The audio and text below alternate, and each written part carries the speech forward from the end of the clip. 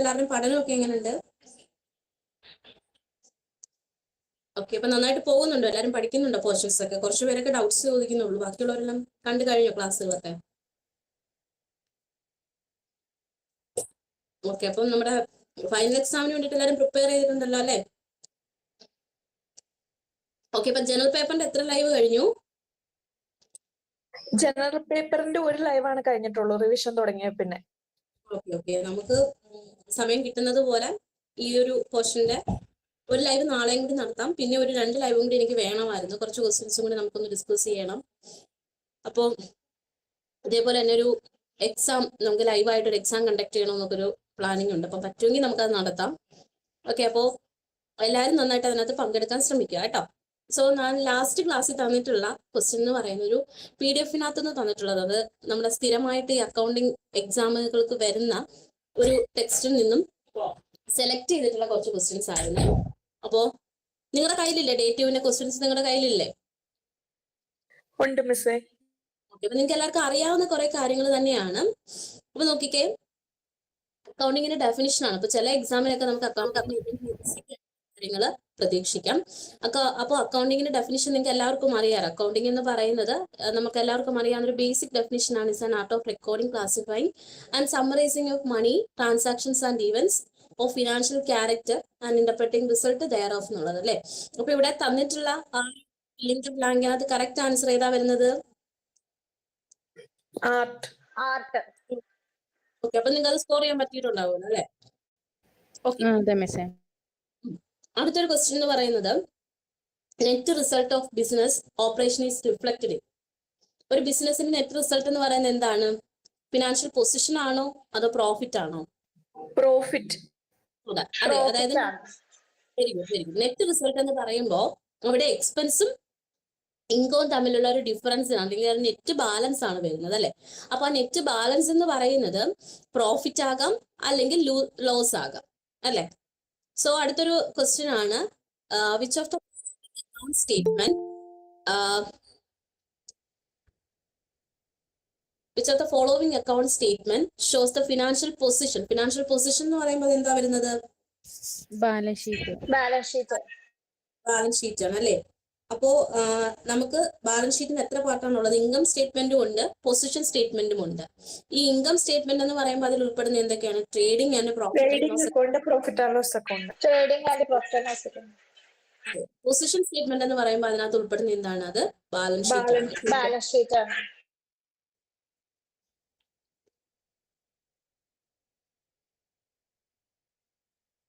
Okay, അപ്പൊ അടുത്ത question നോക്കിക്കേ. The main form of or branches of accounting. അക്കൗണ്ടിങ്ങിന്റെ ഏറ്റവും പ്രധാനമായിട്ടുള്ളത് ഒരു വർഷമൊക്കെ ചോദിച്ചിട്ടുള്ള ക്വസ്റ്റ്യൻ ആണ്. അക്കൗണ്ടിങ്ങിന്റെ ബ്രാഞ്ചസ് എന്ന് പറയുന്നത് 3 ഏതൊക്കെയാണ്? Financial accounting, cost accounting and management accounting. ഇത് 3 അക്കൗണ്ടിങ്ങിന്റെ പ്രധാനമായിട്ടുള്ള ബ്രാഞ്ചസ് എന്ന് പറയുന്നത്. അപ്പൊ ഇതിൽ ഓരോ ബ്രാഞ്ചസും എന്താന്ന് വെച്ച് കഴിഞ്ഞാൽ, ഫിനാൻഷ്യൽ അക്കൗണ്ടിങ് ആണ് ഏറ്റവും ബേസിക് ആയിട്ടുള്ള അക്കൗണ്ടിങ്ങിന്റെ രീതി എന്ന് പറയുന്നത്. ഈ ബേസിക് ആയിട്ടുള്ള അക്കൗണ്ടിങ്ങിനകത്ത് ചില ലിമിറ്റേഷൻസ് ഉണ്ട്. ആ ലിമിറ്റേഷൻസ് ഓവർകം ചെയ്യാൻ വേണ്ടിയിട്ടാണ് കോസ്റ്റ് അക്കൗണ്ടിങ് വന്നിട്ടുള്ളത്. അപ്പൊ കോസ്റ്റ് അക്കൗണ്ടിങ്ങിനകത്ത് വരുന്ന ലിമിറ്റേഷൻസ് ഓവർകം ചെയ്യാൻ വേണ്ടിയിട്ടാണ് മാനേജ്മെന്റ് അക്കൗണ്ടിങ് വന്നിട്ടുള്ളത്. അപ്പൊ അക്കൗണ്ടിങ്ങിന്റെ ഏറ്റവും പ്രധാനമായിട്ടുള്ള ഫോംസ് അല്ലെങ്കിൽ ബ്രാഞ്ചസ് എന്ന് പറയുമ്പോൾ ചിലർക്ക് അക്കൗണ്ടിങ് എന്ന് കേൾക്കുമ്പോൾ മനസ്സിലാവും. ഫോംസ് അല്ലെങ്കിൽ ബ്രാഞ്ചസ് ഓഫ് അക്കൗണ്ടിങ് എന്ന് പറയുമ്പോൾ 3 financial accounting, cost accounting and management accounting. Clear ആയോ എല്ലാവർക്കും?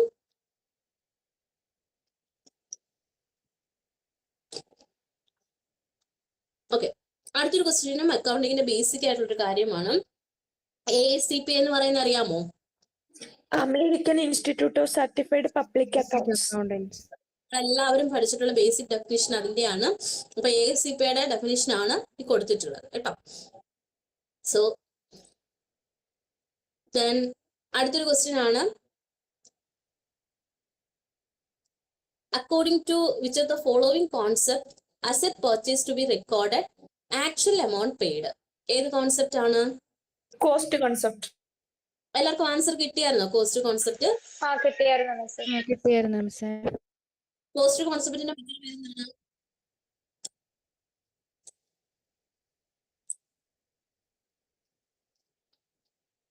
കോസ്റ്റ് കോൺസെപ്റ്റിന്റെ തന്നെ മറ്റു പേരുകൾ എന്താണ്? Historical cost Historical cost concept. Historical cost concept എന്നുള്ളത് കൂടി ഉണ്ട്. ഓക്കെ, അടുത്ത് നോക്കിക്കേ. The problems related to price rise and handled under the separate branch of accounting which is known as inflation accounting, Inflation accounting. അതായത് inflation price level accounting, price level accounting. Inflation ടൈമിൽ മാത്രമാണ് എന്തുണ്ടാകുന്നത്, price ലെവലിൽ change കൊണ്ടുവരുന്നത് അല്ലേ, അതായത് price rice ചെയ്യുന്നത്. അപ്പൊ അതുകൊണ്ട് അതിന് വേണ്ടിയിട്ടുള്ള ഒരു സെപ്പറേറ്റ് ബ്രാഞ്ച് ഓഫ് അക്കൗണ്ടിങ്ങിനെയാണ് നമ്മൾ ഇൻഫ്ലേഷൻ അക്കൗണ്ടിങ് എന്ന് അറിയപ്പെടുന്നത്. ദെൻ അക്കൗണ്ടിങ് ഇക്വേഷൻ അല്ലാത്തത് ഏതാണ് ഈ തന്നിട്ടുള്ളത്? Option C. Option C, liability is equal to asset plus capital. അതെ, നമ്മുടെ ബേസിക് ആയിട്ടുള്ള അക്കൗണ്ടിങ് ഇക്വേഷൻ എങ്ങനെയാണ്? Asset Asset is equal to liability plus capital. Capital. അത് ഇങ്ങനെ ചില ക്വസ്റ്റ്യൻസ് ഒക്കെ വരുവേ, കാരണം നമുക്ക് ആൻസർ ആണെന്ന് തോന്നിക്കുന്ന തരത്തില് ക്വസ്റ്റ്യൻസ് വരും, പക്ഷെ അതായിരിക്കത്തില്ല അതിന്റെ കറക്റ്റ് ആൻസർ എന്ന് പറഞ്ഞു. ക്ലിയർ ആയോ? ഓക്കെ, അപ്പൊ നമുക്ക് അടുത്തൊരു ക്വസ്റ്റ്യനിലേക്ക് പോവാം.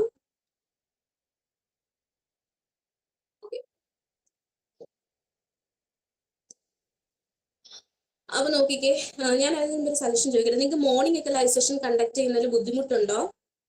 വർക്കിംഗ് ആയിട്ടുള്ളവരും ഓക്കെ ആണ് മിസ്, കുഴപ്പമില്ല. Okay ആണ് മിസ്, കുഴപ്പമില്ല. ഓക്കെ, അപ്പൊ നിങ്ങൾക്ക് ആർക്കെങ്കിലും മെജോറിറ്റിക്ക് അതിന് പ്രോബ്ലം ഉണ്ടെങ്കിൽ നമുക്കത് മാറ്റാം. കാരണം മോർണിംഗ് ആകുമ്പോൾ കുറച്ചുകൂടി നമുക്ക് സമയം കിട്ടുമെന്ന് എനിക്ക് തോന്നുന്നു, അല്ലേ? അതെ മിസ്, മോർണിംഗ് ആണ് അതെ നല്ലത്. അതെ മിസ്. മോർണിംഗ് ആകുമ്പോൾ നമുക്ക് കുറച്ചുകൂടി സമയം കിട്ടും, പിന്നെ കുറച്ച് മൈൻഡ് ആയിട്ട് നമുക്ക് പഠിക്കാനൊക്കെ പറ്റും. അപ്പൊ നമുക്ക് മോർണിംഗ് പറ്റുന്ന ദിവസങ്ങളിലൊക്കെ മോർണിംഗ് നമുക്ക് ലൈവ് സെഷൻസ് ഒന്ന് കണ്ടക്ട് ചെയ്യാം കേട്ടോ. ഓക്കെ, അപ്പൊ നോക്കിക്കേ, അടുത്തൊരു ക്വസ്റ്റ്യൻ ആണ്. Under convention the practice of window dressing is prohibited. Window dressing Convention of convention of disclosure ആണോ? ഫുൾ ഡിസ്ക്ലോസർ അല്ലേ മിസ് അത്? ഒരു മിനിറ്റ്, ഞാൻ ചെക്ക് ചെയ്യട്ടെ, ഒരു മിനിറ്റ്. Full disclosure.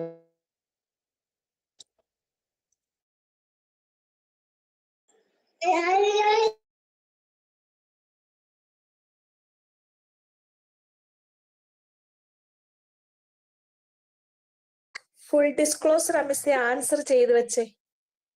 അതാണ് ആൻസർ അതാണ് കേട്ടോ, മാർക്ക് ചെയ്തതിനകത്ത് ഫുൾ ഡിസ്ക്ലോഷർ ആണ്.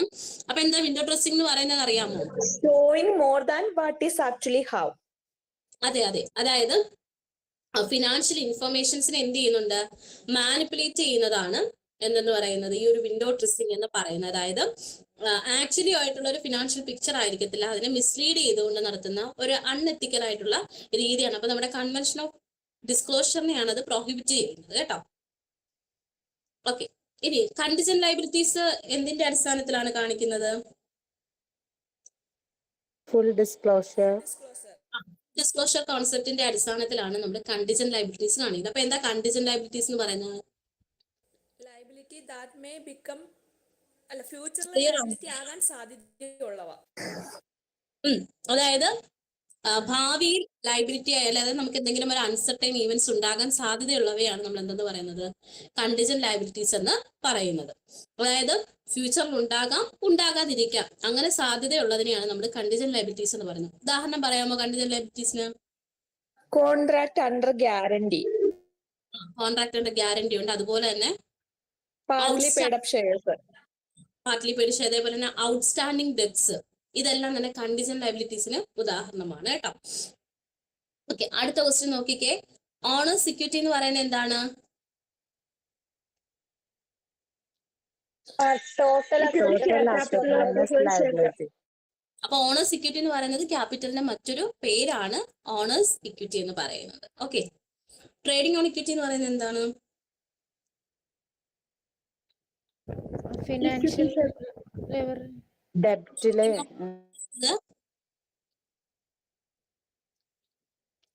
എന്താ trading on equity? Financial leverage അല്ലേ മിസ്?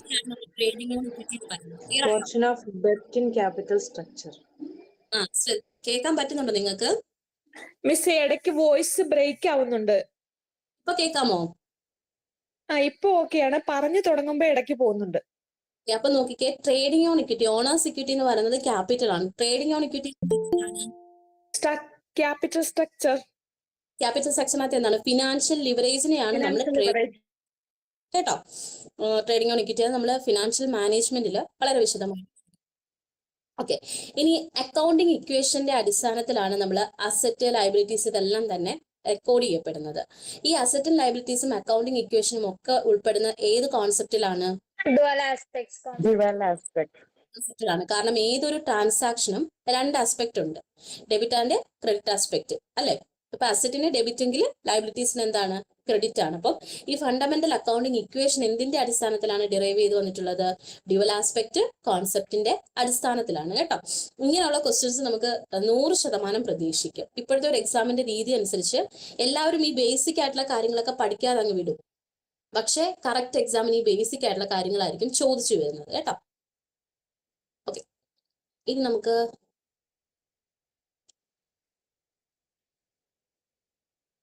അടുത്തൊരു ക്വസ്റ്റിനിലേക്ക് കടക്കാം. Money measurement concept of accounting theory is based on the assumption of Fluctuate. Fluctuate എന്നുള്ളൊരു രീതിയാണ് വരുന്നത്. അതായത് money measurement concept of accounting theory is based on the assumption of money will fluctuate. അതായത് money measurement കോൺസെപ്റ്റിൽ എന്താ പറയുന്നത്? മണിയുടെ രൂപത്തിൽ അളക്കാൻ പറ്റുന്ന കാര്യങ്ങൾ നമ്മൾ റെക്കോർഡ് ചെയ്യണം. റെക്കോർഡ് ചെയ്തുകൊണ്ടിരിക്കുക അല്ലെ. പണം കൊണ്ട് മെഷർ ചെയ്യുന്ന കാര്യങ്ങളായിരിക്കും റെക്കോർഡ് ചെയ്യുന്നത് അല്ലെ. അപ്പൊ ഈ മണി മെഷർമെന്റ് കോൺസെപ്റ്റ് അനുസരിച്ച് മണിയുടെ വാല്യൂ എന്ത് ചെയ്യും? ഫ്ലക്ച്വേറ്റ് ചെയ്തുകൊണ്ടിരിക്കുക. അതൊരിക്കലും ഇൻക്രീസ്, ഡിക്രീസ്, റിമൈൻ കോൺസ്റ്റന്റ് എന്നുള്ള രീതിയിലല്ല, ഫ്ലക്ച്വേറ്റ് ആണ് കറക്റ്റ് ആയിട്ടുള്ള ആൻസർ എന്ന് പറയും. ക്ലിയർ ആയോ? ഇനി അടുത്തൊരു ക്വസ്റ്റ്യൻ ആണ് പറഞ്ഞിട്ടുള്ളത്. Which of the following branches of accounting primarily deals with the processing and presenting of accounting data for internal Management accounting. Management accounting. Correct ആയിട്ട് വരുന്നത്. Then all the revenue, expenditure and receipts are taken into Trading and profit and loss account. Profit and loss account ആണ് വരുന്നത്. കാരണം balance sheet എന്ന് പറയുമ്പോൾ നമ്മൾ എന്താ എടുക്കുന്നത്? പ്രധാനമായിട്ടും Asset and liabilities. പറയുമ്പോൾ ലെഡ്ജർ അക്കൗണ്ടുകളുടെ ബാലൻസ് ആണ് നമ്മൾ എടുക്കുന്നത്. ഓക്കെ, അപ്പൊ അടുത്ത ക്വസ്റ്റ്യൻസ് നോക്കിക്കേ. അടുത്ത ക്വസ്റ്റ്യൻ അത് പറയുന്നത് accounting standard board was set up Institute of Chartered Accounting. Okay. ഇന്ത്യയില് ASB സെറ്റ് ചെയ്തിട്ടുള്ളത് ആരാണ്? ICAI, അഥവാ institute of chartered accounts of India ആണ് കേട്ടോ. ഇനി അടുത്തൊരു ക്വസ്റ്റ്യൻ ആണ് പ്രൊവിഷൻ ഓഫ് ബാഡ് ഡെബ്റ്റ് എന്തിന്റെ അടിസ്ഥാനത്തിലാണ്? Conservatism concept. കൺസർവേറ്റിസം കോൺസെപ്റ്റിന്റെ മറ്റൊരു പേരെന്താണ്? പ്രൂഡൻസ്. Prudence.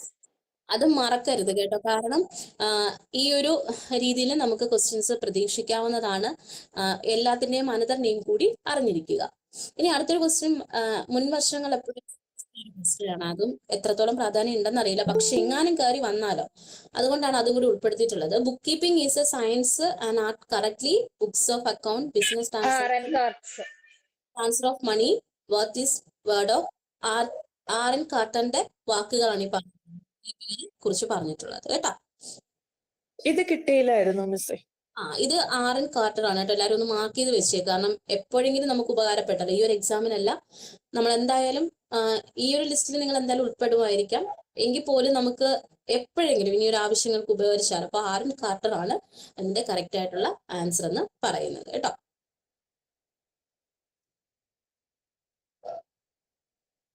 ഓക്കെ, അടുത്ത ക്വസ്റ്റ്യൻ നോക്കിക്കേ. Profit and loss account is prepared for the period of 1 year. എന്തിന്റെ അടിസ്ഥാനത്തിലാണ്? Going concern. ഗോയിങ് കൺസേൺ അല്ല, Accounting period concept ആണ് മിസ്സേ. അടിസ്ഥാനത്തിലാണ്. കേൾക്കാൻ പറ്റുന്നുണ്ടോ? ഹലോ. ഓക്കെ, അക്കൗണ്ടിങ് കോൺസെപ്റ്റിന്റെ അടിസ്ഥാനത്തിലാണ് profit and loss account prepare ചെയ്യുന്നത്. 1 yearലേക്കാണ്. നമ്മൾ ഈ 1 year അല്ലെങ്കിൽ ടൈം ഇന്റർവെൽ ഒക്കെ ഫിക്സ് ചെയ്തിട്ടുള്ള എന്തിന്റെ അടിസ്ഥാനത്തിലാണ്? അക്കൗണ്ടിങ് പീരീഡ് കോൺസെപ്റ്റിന്റെ അടിസ്ഥാനത്തിലാണ്. ക്ലിയർ ആയോ?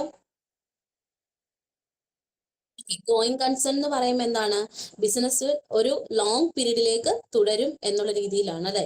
അതിന്റെ അടിസ്ഥാനത്തിലാണ് അസറ്റിനെ short term and long term എന്നും അതേപോലെ തന്നെ ബിസിനസ് പലതരത്തിലുള്ള ലോങ് ടേം ലയബിലിറ്റീസും കോൺട്രാക്റ്റിലും ഒക്കെ തന്നെ ഏർപ്പെടുന്നത്. ഓക്കെ, അടുത്ത നോക്കിക്കേ. During the lifetime of an entity accounting produce financial statement in accordance with concept. Accounting period. അതും അക്കൗണ്ടിംഗ് പീരീഡ് കോൺസെപ്റ്റിന്റെ അടിസ്ഥാനത്തിലാണ്.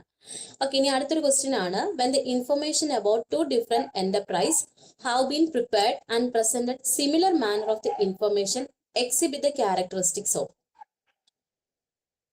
അതായത് ഇപ്പൊ രണ്ട് ഡിഫറെന്റ് ആയിട്ടുള്ള എന്റർപ്രൈസ് ഒരേ രീതിയിൽ ഇൻഫർമേഷൻസ് പ്രസന്റ് ചെയ്യുന്നതിനെ ഏത് ക്യാരക്ടറിസ്റ്റിക്സ് ആണ് എന്നുള്ള രീതിയിലാണ് ചോദിച്ചിട്ടുള്ളത്.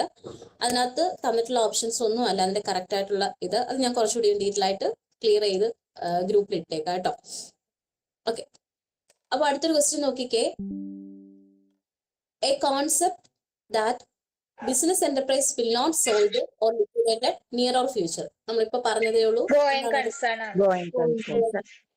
കറക്റ്റ് ആയിട്ടുള്ള ആൻസർ എന്ന് പറയാം. എല്ലാവർക്കും കേൾക്കാൻ പറ്റുന്നുണ്ടോ? Yes, miss. കേൾക്കാം Yes, miss. miss.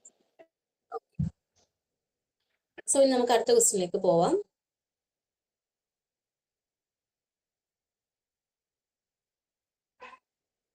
അടുത്ത് നോക്കിക്കേ. Primary quantities that make accounting information useful for decision making. അതിനകത്ത് പറയുന്നത് അക്കൗണ്ടിങ്ങിന്റെ റിലയബിലിറ്റി ആൻഡ് കമ്പാരബിലിറ്റി ആണ് കേട്ടോ.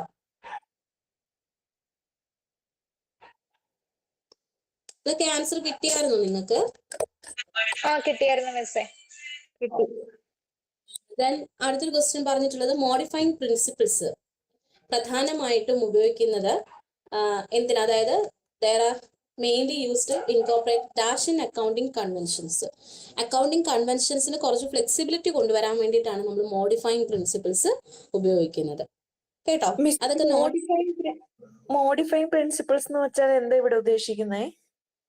മോഡിഫൈങ് പ്രിൻസിപ്പിൾസ് ആണ് ഈ ഒബ്ജക്ടിവിറ്റി ഒക്കെ വരുന്നത്. ഒബ്ജക്ടിവിറ്റി എന്നൊക്കെ പറഞ്ഞിട്ട് വരത്തില്ലേ? നമ്മൾ അങ്ങനെ ഡിവൈഡ് ചെയ്ത് പഠിച്ചിട്ടില്ലല്ലോ. അങ്ങനെ ഡിവൈഡ് ചെയ്ത് തന്നിട്ടുണ്ടല്ലോ.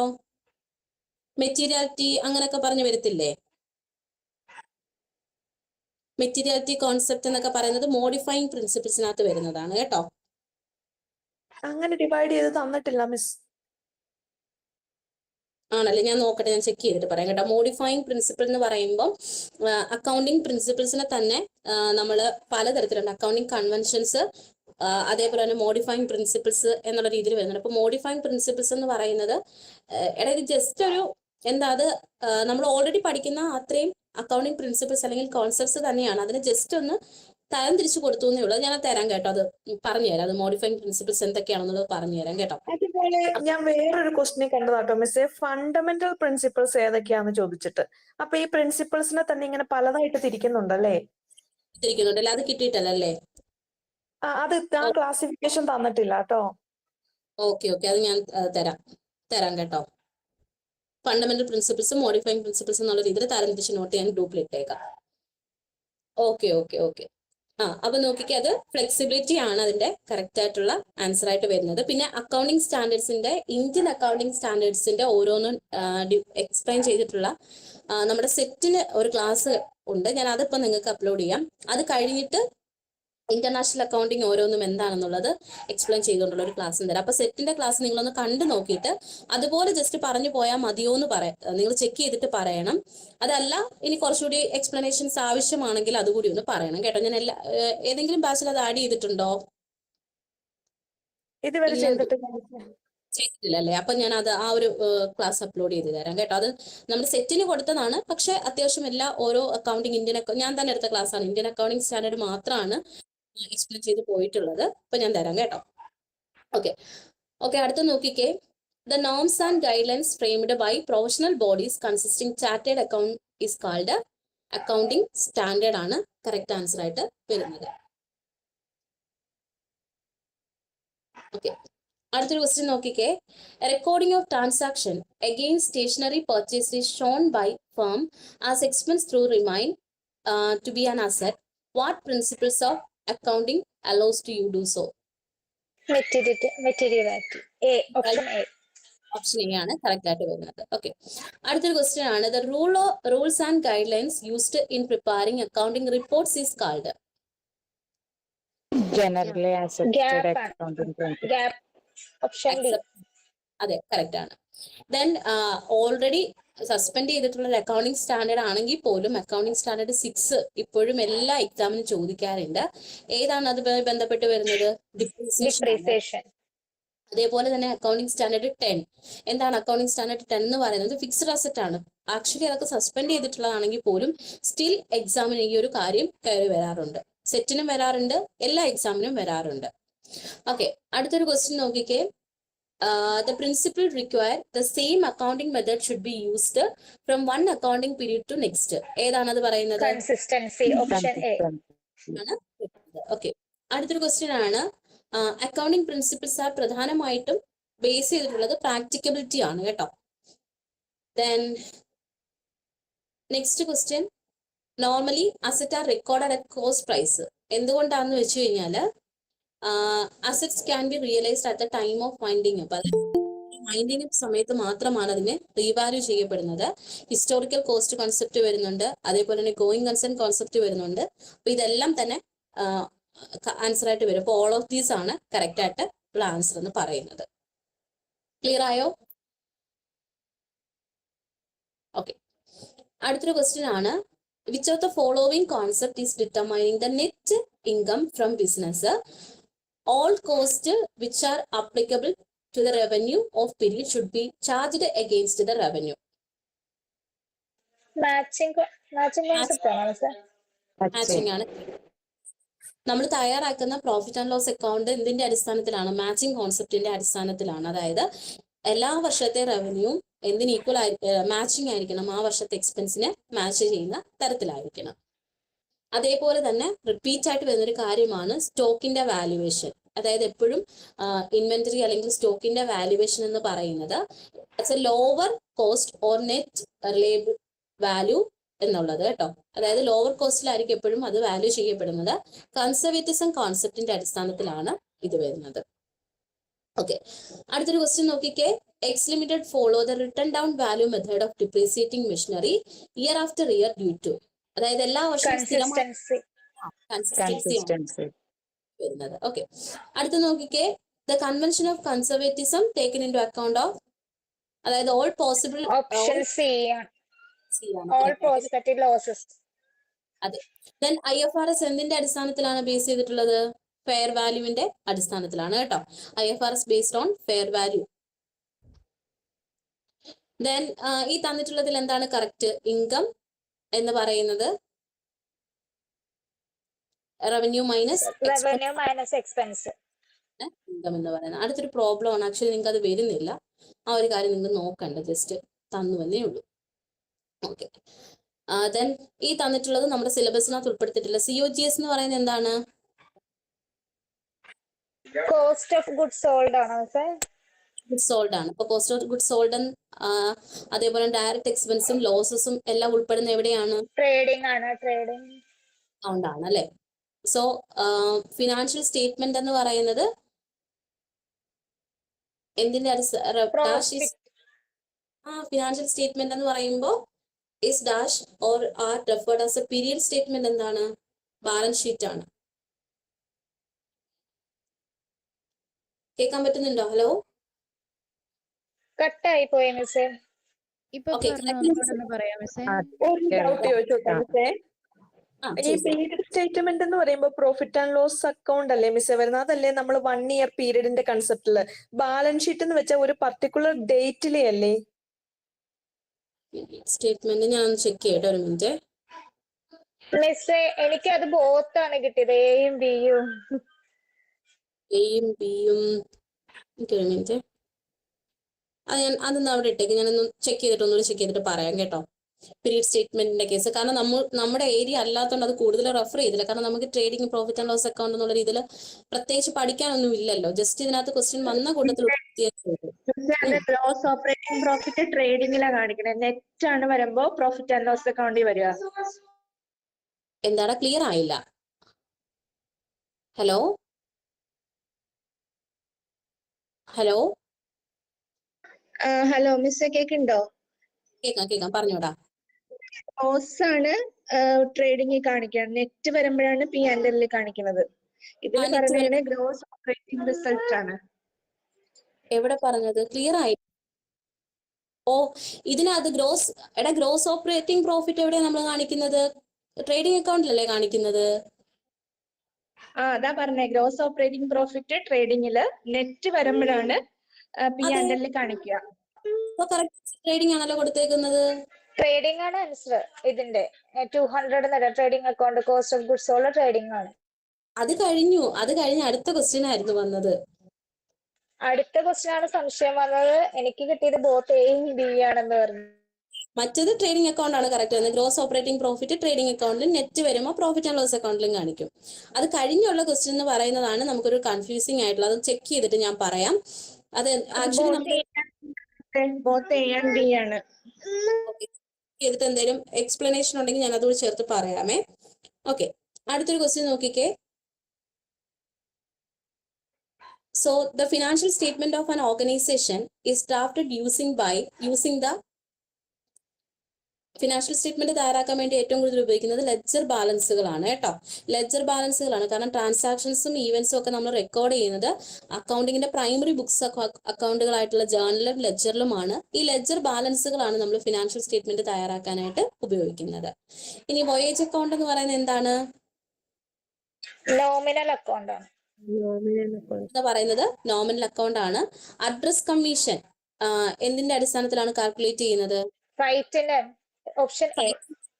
ഫ്രൈറ്റ് ആൻഡ് പ്രമേജിന്റെ അടിസ്ഥാനത്തിലാണ് അഡ്രസ് കമ്മീഷൻ കാൽക്കുലേറ്റ് ചെയ്യുന്നത് കേട്ടോ. രണ്ടും വരും, ബോത്ത് എ ബി വരും കേട്ടോ.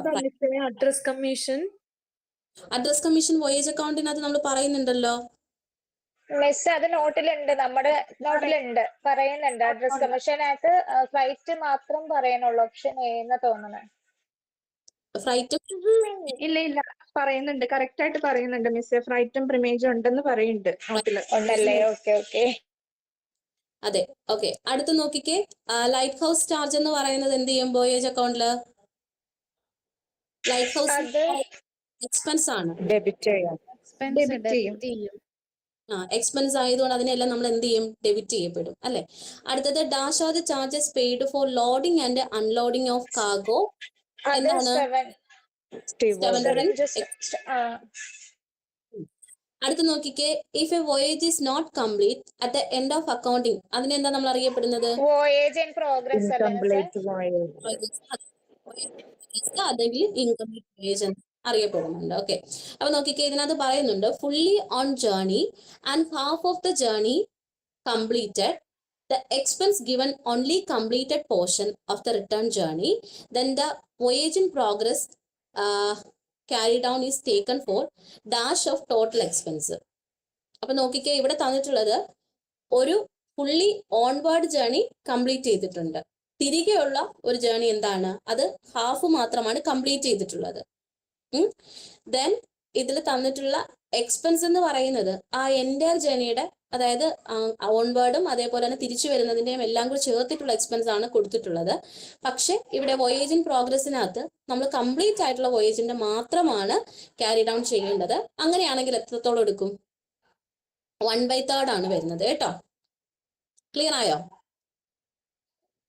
ഹലോ, ക്ലിയർ ആയോ പറഞ്ഞത്? അതായത് ഒരു ഫുൾ ജേർണി, ഒരു ഓൺവേർഡ് ജേർണി കഴിഞ്ഞു, ഹാഫ് ജേർണി വരെ എത്തിയിട്ടുണ്ടെങ്കിൽ അത് 1/3 ആണ്. ക്ലിയർ ആയോ എല്ലാവർക്കും? ഓക്കെ, അടുത്ത് നോക്കിക്കേ. 3 വരുന്നതിന് ഡൗട്ട് മിസ്സേ. എന്താണ് 3 വെച്ചിട്ട് എങ്ങനെയാ പറയുന്ന ഒരു സംശയം. 3 വെച്ചിട്ട് എങ്ങനെയാ പറയുന്നേന്നോ? എടാ, ഒരു ഫുൾ ജേർണി ഞാൻ പറയാം. ഒരു പോർട്ട്, ഇപ്പൊ ഫോർ എക്സാമ്പിൾ പറയുകയാണെങ്കിൽ നമ്മൾ എ എന്ന് പറയുന്ന ഒരു പോർട്ട്. ഹലോ, കേൾക്കാൻ പറ്റുന്നുണ്ടോ? പറഞ്ഞു മിസ്സേ, കേക്കാം. ഇത് സ്ഥലങ്ങളുടെ പേര് പറയാം. ഇപ്പൊ നമ്മുടെ ജേർണി എന്ന് പറയുന്നത് കൊച്ചിയിൽ നിന്നാണ് ആരംഭിക്കുന്നത്. കൊച്ചിയിൽ നിന്ന് വിശാഖപട്ടണം വരെ പോകണം. അപ്പൊ കൊച്ചിയിൽ നിന്ന് വിശാഖപട്ടണം വരെ പോയി. പക്ഷെ തിരിച്ച് വിശാഖപട്ടണം 1/2 അല്ലേ മിസ് ആകുന്നത്? ഒരു ഭാഗത്തേക്ക് പോകുമ്പോ 1/2. പറയുന്ന ഫുള്ള് കേക്ക്. കൊച്ചിയിൽ നിന്നും വിശാഖപട്ടണം വരെ പോയി, ഒരു ജേർണി കംപ്ലീറ്റ് ആയോ? കൊച്ചി വിശാഖപട്ടണം വന്നു. തിരികെ വിശാഖപട്ടണത്ത് നിന്നും കൊച്ചിയിലേക്ക് വരുന്നില്ല. വന്ന് കംപ്ലീറ്റ് ആവുന്നില്ല. പകരം ഇതിനിടയിലുള്ള ഒരു പോർട്ടിൽ ആണ് അവരുടെ ജേർണി നിൽക്കുന്നത്. അപ്പൊ അവിടെ മൊത്തത്തിൽ എത്ര പോർട്ട് അവർ കവർ ചെയ്തു? 3 പോർട്ട്. അപ്പൊ അത് 1/3 എന്നുള്ള രീതിയിലാണ് ആ ഒരു ഇത് വരുന്നത്. മൊത്തത്തിൽ കവർ ചെയ്തിട്ടുള്ളത് ഇത്രയും പോർട്ടാണ്. അപ്പൊ ഒരെണ്ണം കംപ്ലീറ്റ് ചെയ്തു, ഒരെണ്ണത്തിന്റെ പകുതി വരെ ആയുള്ളൂ. അപ്പൊ അത് 1/3 ആയിട്ടാണ് നമ്മൾ എടുക്കുന്നത്. ക്ലിയർ ആയോ? ഓക്കെ മിസ്, ഇപ്പൊ ക്ലിയർ. ഓക്കെ മിസ്, മനസ്സിലായോ? ഇതിനിടയിലുള്ളൊരു പോർട്ടിൽ പക്ഷെ നമ്മുടെ തിരികെ നമ്മുടെ റിട്ടേൺ സ്ഥലത്ത് എത്തിയിട്ടില്ല. ഇടയ്ക്കുള്ള ഒരു പോർട്ടിൽ അവർ പെട്ടുപോയി. അപ്പോൾ അത് വോയേജ് ഇൻ പ്രോഗ്രസ് എന്ന് പറയുമ്പോൾ അവിടെ 1/3 വരും. അടുത്ത് നോക്കിക്കേ, കണ്ടെയ്നർ ട്രേഡിംഗ് എന്ന് പറയുന്നതും ഇതും ആക്ച്വലി നമുക്ക് ആവശ്യമില്ലാത്തൊരു കാര്യമാണെങ്കിൽ നിങ്ങളൊന്ന് ഓർത്തിരിക്കുക. നോമിനൽ അക്കൗണ്ട് ആണ് കണ്ടെയ്നർ ട്രേഡിംഗ് എന്ന് പറയുന്നത്. ഇത് ആക്ച്വലി കണ്ടെയ്നർ അക്കൗണ്ടുമായി ബന്ധപ്പെട്ട് വരുന്ന കുറച്ച് ക്വസ്റ്റ്യൻസ് ആണ്. അത് നമുക്ക് ആക്ച്വലി ആവശ്യമില്ലാത്തൊരു കാര്യമാണ്. അതവിടെ നിൽക്കട്ടെ. ഓക്കെ, അപ്പൊ ഇത്രയുമാണ് കുറച്ച് ക്വസ്റ്റ്യൻസേ ഉള്ളൂ. ഇതൊരു എക്സാമിന്, അതായത് ഒരു എല്ലാവരും റെഫർ ചെയ്യുന്ന ഒരു ടെക്സ്റ്റിനകത്ത് ഞാൻ മേടിച്ചിട്ട് നിങ്ങൾക്ക് വേണ്ടിയിട്ട് തന്നൂന്നേ ഉള്ളൂ. റിപ്പീറ്റ് ആയിട്ട് വരുന്ന കുറച്ച് ക്വസ്റ്റ്യൻസ് ആണ് അതിനകത്ത്